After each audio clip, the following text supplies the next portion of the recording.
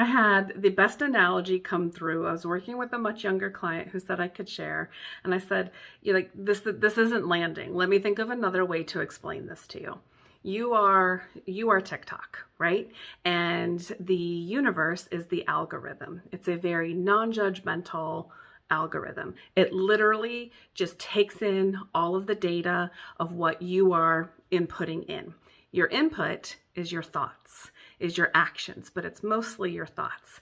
As a human being, you have more than 6,000 thoughts a day. The vast majority of them are unconscious thoughts you've been thinking since you were a young child, right? So it is paying attention to the thoughts that you have on repeat. And a lot of times we don't stay intentional with them. So you can look at anything happening in the world. You can look at your work situation, your romance situation, your money situation, whatever it is you would like to see something to change it. You need to look at it as, all right, where am I putting most of my time into this app? Right? Am I watching the content that tells me how unhappy I am, how much I don't like everybody, how lonely I am, how much money I don't have? Right? Am I commenting all of the time, meaning you're talking to everybody and complaining all of the time? Am I liking the people who are complaining, who are putting out really toxic stuff and also feeling, in their lack or their hate about whatever?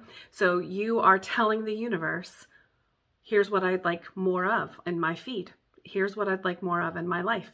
Every time you share, comment, favorite, whatever the thing is for whatever app you're using, it will give you more of that. That's just the law. So you need to create a practice, something where you can get more intentional with what you're putting out there. So an appreciation practice is my favorite thing to do every night. Before I go to bed, I will write down 50 to 100 things that I am grateful for. If I'm working on manifesting something, there's a whole ritual I do where I get into, having this thing or whatever it is, this feeling, and I put myself in that for as long as possible. I'm retraining the algorithm.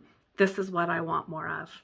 This is not to say that everything, because I go crazy with people who are like, oh, well, I manifested this in my life. Sometimes the algorithm is just trying things out, right? Like, oh, let me see. It doesn't know. So it says, hey, do you want this? It looks at your response back to whatever it is. So don't get caught up in blaming yourself.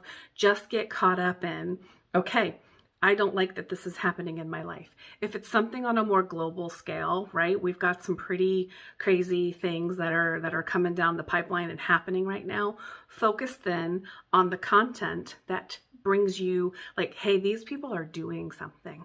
These people are talking about it in a way of positivity, of like, here's how we're changing it. Don't engage. Don't give the attention to the ones that are just spewing the hate about it and fueling the unrest that you have about it. Focus, put your attention and your comments and your favorites so that the algorithm knows you want more of the solution. So we went around and around with that one. There are so many different analogies you can come up with that. It really helped her understand that. And so I was hoping it might help somebody here too.